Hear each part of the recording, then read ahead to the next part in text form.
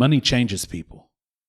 Sometimes it saves them, sometimes it destroys them, and sometimes it pushes them to pull a mask over their face and walk into a bank knowing they might never walk back out. Let me start with a simple question. When you think about the safest place for money, valuables, or important items, what comes to mind? Most people would say a bank vault. It has thick steel doors, reinforced concrete walls, security cameras, alarms, guards, a place designed so that breaking in feels almost impossible. Now, imagine this. No alarms going off, no explosions, no chaos, just the steady sound of a drill cutting through concrete, underground, while the city above goes on with its day. That's not a scene from a movie. That actually happened. Welcome to Cashed Out, the podcast where we break down real bank robberies from around the world. We don't just talk about what happened, we talk about the people, the decisions, the moments where everything could have gone another way. Because no one wakes up one morning and accidentally commits a major crime.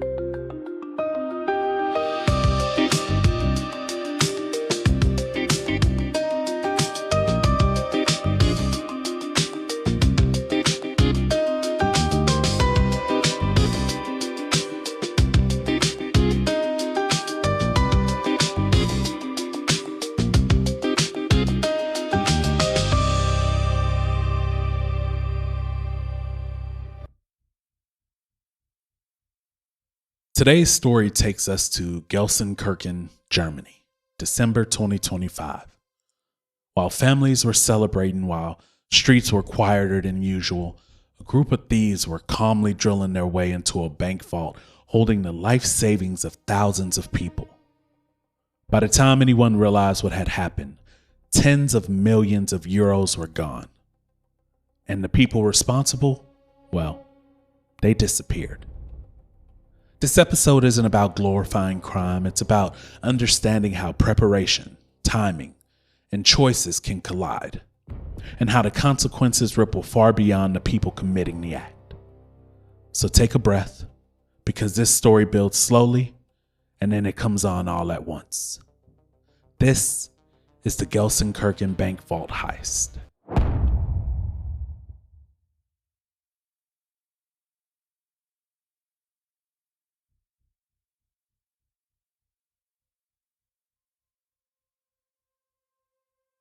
Before we talk about drills, vaults, and stolen millions, we need to slow it down.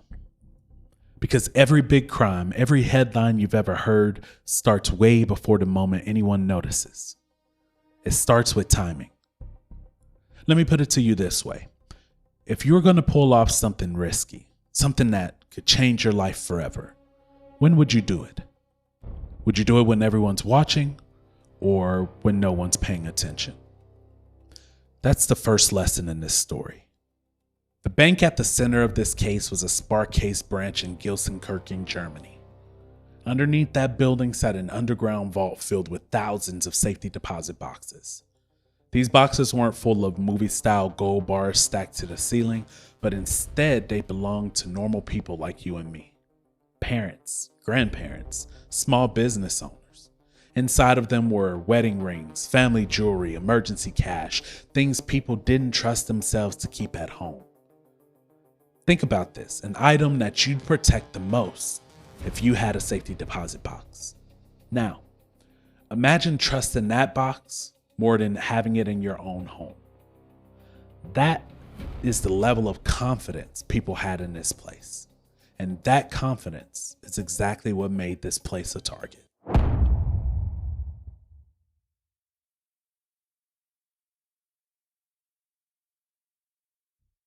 Now, Christmas week changes how cities move.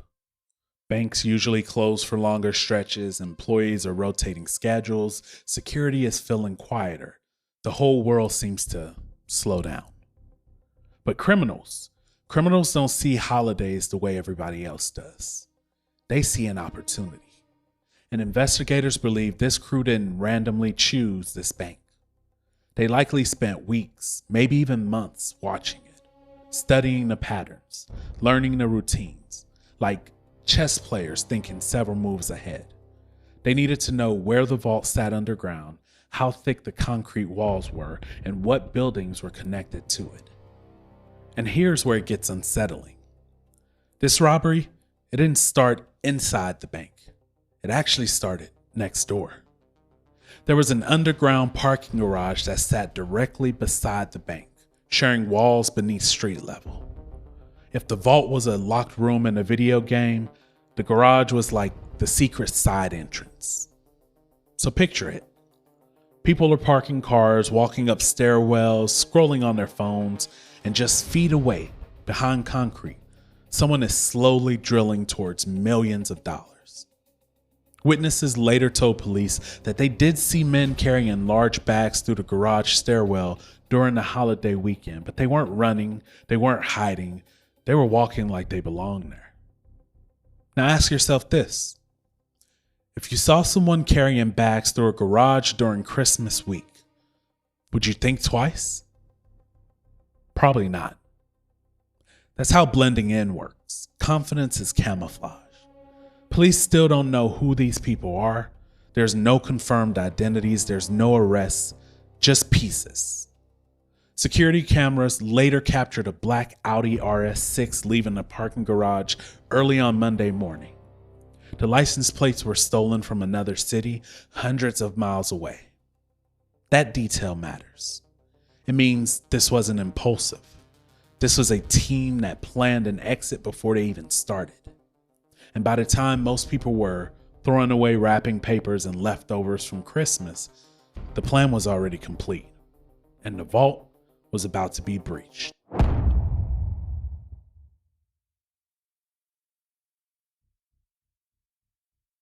Now we're at the part everyone thinks they understand when they hear the words bank robbery. Most people picture speed, yelling, chaos, someone shouting, everybody get on the ground. But that's not what happened here. This robbery was quiet, slow, patient, and that's exactly why it worked. Picture the underground parking garage next to the bank. Had concrete floors, painted lines, cars sitting motionless for days. Nothing about this screams danger. And that's the point. During Christmas weekend, garages like this are nearly invisible. People come, people go, families travel. No one memorizes faces. At some point during that long holiday stretch, the thieves entered the garage. No alarm sounded, no security stopped them. They didn't rush. They moved like people who had been there before, because honestly, they probably had. They positioned themselves against a specific wall, one they already knew mattered. Behind that wall sat the vault.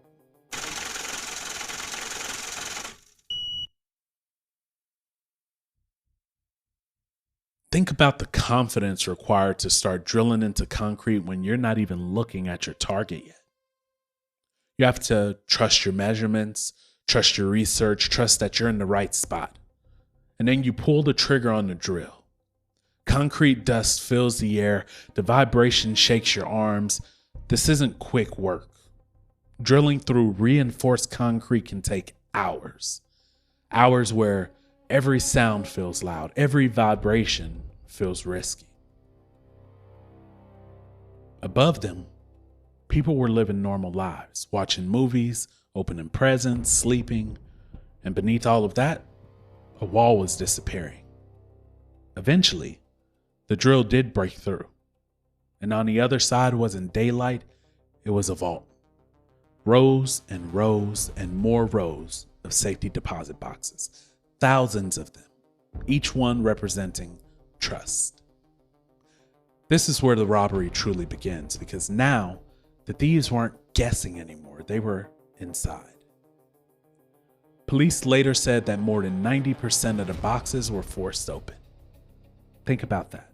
That's not grabbing what's easy and getting out of there, that's committing to an entire job, box after box, drawer after drawer. Some probably held nothing valuable. Others held someone's entire safety net. Cash, gold, jewelry, items small enough to fit in a pocket, yet heavy enough to matter. Imagine the psychological shift at this moment. At first, it's about getting in. Now, it's about endurance. How long can you stay? How much can you carry? How do you leave without being noticed? This wasn't panic. This was a process. And at some point, a fire alarm was triggered. Firefighters responded, police arrived, and here's the part that feels unreal.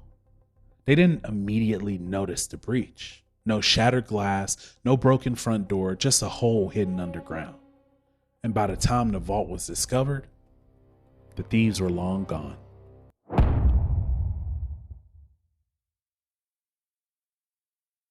Now, when the vault breach was finally discovered, the scale of the robbery became horrifyingly clear.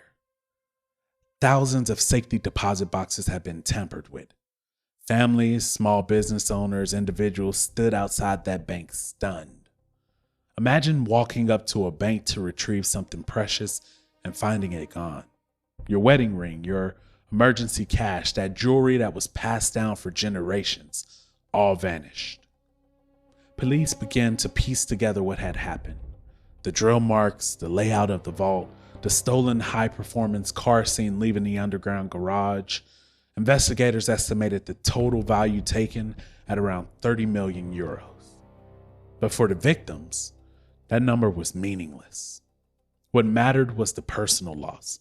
Emotions ran high, people were angry, scared, and confused. Many had to wait for insurance evaluations, and here's the kicker. Most safe deposit boxes only cover up to a limited amount, so some people might never recover the full value of their losses. This wasn't just money, this was their personal history. And a few hours after the discovery, the police had up a perimeter. They spoke to witnesses, they analyzed surveillance footage, and yet no arrests were made. The thieves had vanished completely.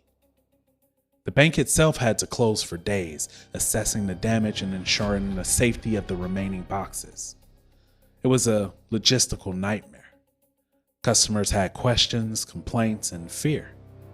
Authorities compared the scale of the heist to elaborate Hollywood heist movies like Ocean's 11, but this was real life. No scripts, no retakes. Forensic teams examined the scene. They found nothing. But they did document every drill mark, every bent drawer, every discarded tool. Each clue was a piece of a puzzle with missing corners. Meanwhile, the thieves were free. No one knew where they went, what they had planned next, or if they'd ever be caught. The impact on the city lingered. People questioned the security of banks. They wondered how someone could execute such a precise operation without being caught. This story highlights the planning, the patience, the boldness required to pull off a high-level heist, but it also reminds us that no matter how secure we feel, someone, somewhere, might be testing those boundaries. As the days passed, news coverage spread worldwide. Journalists covered the audacity of the crime. Experts speculated on how the thieves might have executed the operation. And the victims, well, they were left with uncertainty, dealing with both financial and emotional fallout. Insurance claims dragged on, security protocols were reevaluated, but one fact remained. The heist, it was executed flawlessly, and the criminals, they had disappeared.